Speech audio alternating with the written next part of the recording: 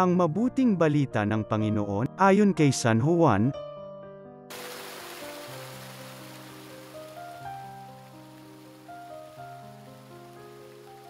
Noong panahong iyon, sinabi ni Jesus, "Ako ang mabuting pastol. Iniaalay ng mabuting pastol ang kanyang buhay para sa mga tupa.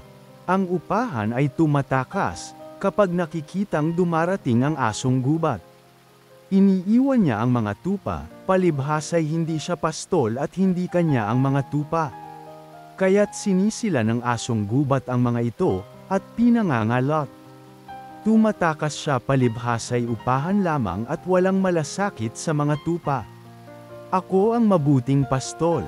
Kung paanong nakikilala ako ng Ama at siya'y nakikilala ko, gayon din naman, nakikilala ko ang aking mga tupa at ako na may nakikilala nila. At iniaalay ko ang aking buhay para sa mga tupa. Mayroon akong ibang tupa na wala sa kulungang ito. Kinakailangang sila'y alagaan ko rin, pakikinggan nila ang aking tinig. Sa gayoy magiging isa ang kawan at isa ang pastol.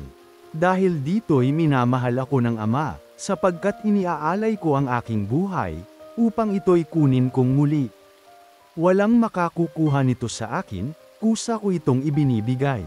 Mayroon akong kapangyarihang ibigay ito at kunin uli. Ito ang utos na tinanggap ko sa aking Ama." Ang mabuting balita ng Panginoon.